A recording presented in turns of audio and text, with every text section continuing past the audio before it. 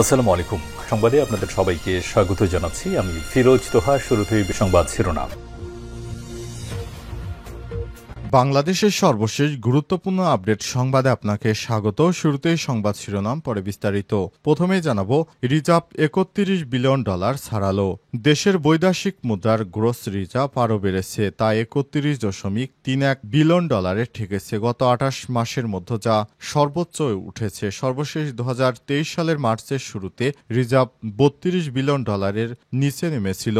এরপর ওই মাসের 15 তারিখ সর্বোচ্চ $31.29 বিলিয়ন হয়। এছাড়াও সব সময় এখনকার চেয়ে রিজার্ভ কম ছিল বলে জানা গেছে। গ্রস রিজার্ভ বৃদ্ধির পাশাপাশি আইএমএফ এর হিসাব পদ্ধতি BPS-6 অনুযায়ী রিজার্ভ বেড়ে $26.33 বিলিয়ন হয়েছে। জানাবো, গাজায় যুদ্ধবিরতির সত্যের খবর পুরোপুরি মিথ্যা। গাজায় যুদ্ধবিরতি নিয়ে হামাসের পক্ষ থেকে কোনো সত্য দেওয়ার খবরকে স্পষ্ট ভুয়া এবং উদ্দেশ্য প্রণোদিত বলে প্রত্যাখ্যান করেছে ফিলিস্তিনের প্রতিরোধ সংগঠন হামাস। আজ এক বিবৃতিতে হামাস জানিয়েছে, সম্প্রতি কিছু সংবাদ মাধ্যমে যেসব দাবি করা হয়েছে সেগুলো পুরোপুরি ভিত্তিহীন এবং ইসরায়েলি স্বার্থ রক্ষার উদ্দেশ্যে চালিত মিথ্যাচার। এরপর জানাবো, গোপনে প্রাণঘাতী মাদক মিশিয়ে দেওয়া হচ্ছে ত্রাণে। গাজায় ভয়াবহ অভিযোগ। ফিলিস্তিনের অবরুদ্ধ গাজা উপত্যকায় ইহুদিবাদী ইসরায়েল এবং যুক্তরাষ্ট্র যে ত্রাণ সহায়তা করছে সেগুলোর মধ্যে নেশাদ্রব্য মিশিয়ে দিয়ে মানুষকে হত্যার অভিযোগ উঠেছে। যুক্তরাষ্ট্র এবং ইহুদিবাদী ইসরায়েলিরা যে ত্রাণ সহায়তা করছে সেখান থেকে পাওয়া যাচ্ছে অক্সিকোডন নামে এক শক্তিশালী ও আসক্তিকর ব্যথানাশক বড়ি। এদিকে ইসরায়েলের ঘুম হারাম করে ট্রাম্প এবার প্রেমে পড়লেন ইরানের। মধ্যপ্রাচ্যের ভূরাজনৈতিক বাস্তবতায় হঠাৎ বড় পরিবর্তনের ইঙ্গিত মিলেছে। একদিকে যুক্তরাষ্ট্রের সঙ্গে ইরানের সম্পর্কের উষ্ণতা বাড়ছে, অন্যদিকে ঐতিহাসিক মিত্র ইসরায়েলের সঙ্গে যুক্তরাষ্ট্রের দূরত্ব দৃশ্যমান হচ্ছে। এমন পরিবর্তন কেবল 3 রাষ্ট্রের মধ্যেই সীমাবদ্ধ নয়, বরং সমগ্র অঞ্চলে শক্তির ভারসাম্য প্রভাব ফেলছে। এবারে জানাবো, কয়েক মাসের মধ্যেই ইউরেনিয়াম সমৃদ্ধকরণ শুরু করতে পারে ইরান, বলছে IAEA প্রধান। ইরান আবার কয়েক মাসের মধ্যেই আবারও ইউরেনিয়াম সমৃদ্ধকরণ শুরু করতে পারে, তাতে পারমাণবিক বোমা তৈরির সক্ষমতা অর্জন সম্ভব বলে সতর্ক করেছে জাতিসংঘের পরমাণু পর্যবেক্ষক সংস্থা international atomic energy agency IAEA এর প্রধান রাফায়েল গ্রোসি। আজ এই তথ্য জানান তিনি। রিজার্ভ $31 বিলিয়ন ছাড়ালো। দেশের বৈদেশিক মুদ্রার গ্রস রিজার্ভ আরও বেড়েছে, তা $31.31 বিলিয়ন ঠেকেছে গত 28 মাসের মধ্যে, যা সর্বোচ্চ উঠেছে। সর্বশেষ 2023 সালের মার্চের শুরুতে রিজার্ভ $32 বিলিয়ন নিচে নেমেছিল। এরপর ওই মাসের 15 তারিখ সর্বোচ্চ $31.29 বিলিয়ন হয়। এছাড়াও সব সময় এখনকার চেয়ে রিজার্ভ কম ছিল বলে জানা গেছে। গ্রস রিজার্ভ বৃদ্ধির পাশাপাশি আইএমএফ এর হিসাব পদ্ধতি BPS-6 অনুযায়ী রিজার্ভ বেড়ে $26.33 বিলিয়ন হয়েছে। 2023 সালের জুনে আইএমএফ এর হিসাব পদ্ধতি অনুযায়ী রিজার্ভ ছিল $24.75 বিলিয়ন আর গ্রস রিজার্ভ ছিল $31.20 বিলিয়ন।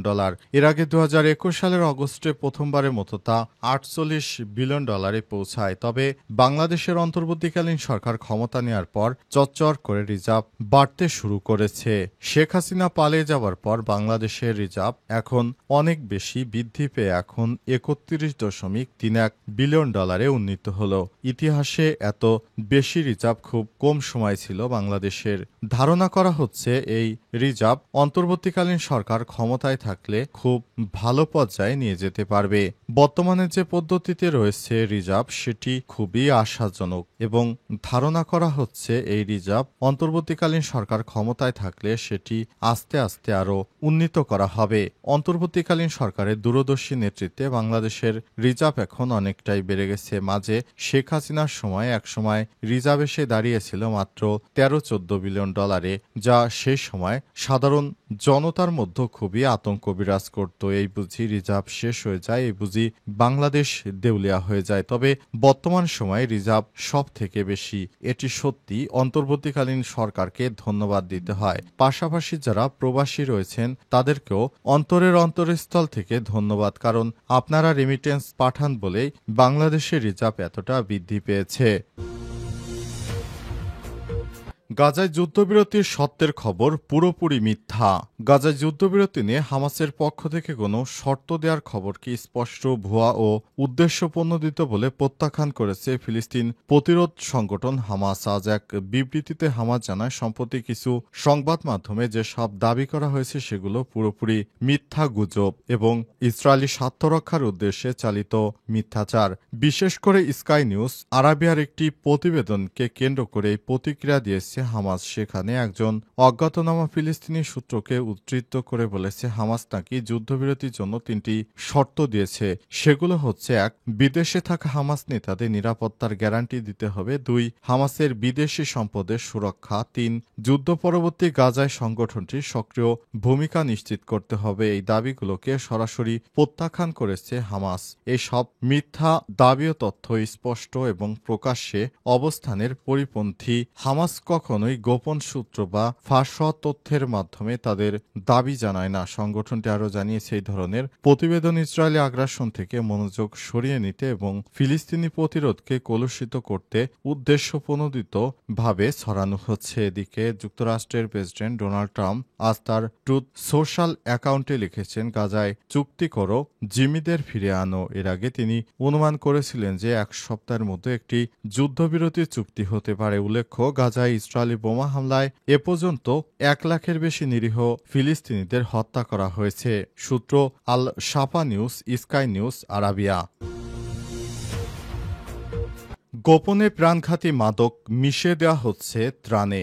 গাজায় ভয়াবহ অভিযোগ। ফিলিস্তিনের গাজা উপত্যকায় ত্রাণ বিতরণ করা ত্রাণ সামগ্রীর মধ্য থেকে মাদকের বড়ি উদ্ধারের ঘটনায় ব্যাপক চাঞ্চল্যকর সৃষ্টি হয়েছে।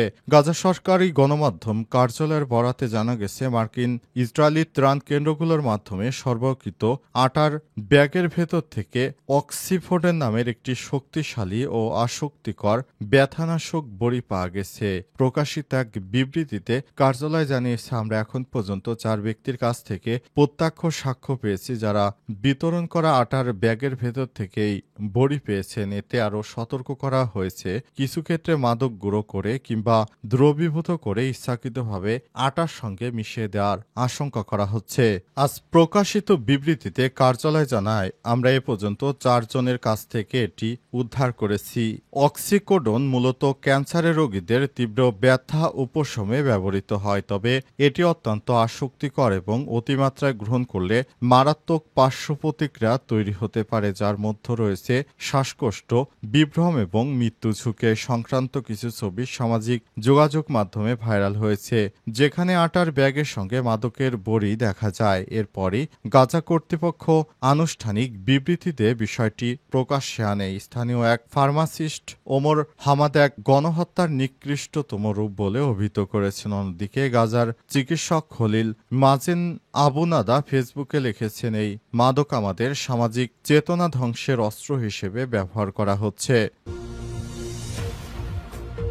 ইসরায়েলের ঘুম হারাম করে ট্রাম্প কি ইরানের প্রেমে পড়লেন?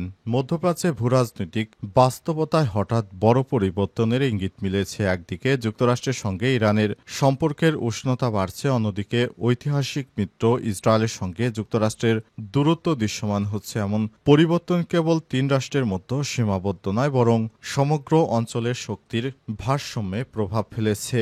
ইরান ও যুক্তরাষ্ট্রের মধ্যকার সম্পর্ক বরাবরই বৈরিতা এবং অবিশ্বাসের বন্ধনে বাঁধা। 1979 সালে ইসলামী বিপ্লব এবং যুক্তরাষ্ট্রের তেহরান দূতাবাস দখলের ঘটনায় তাদের সম্পর্ককে দীর্ঘস্থায়ী অবনতি ঘটায়।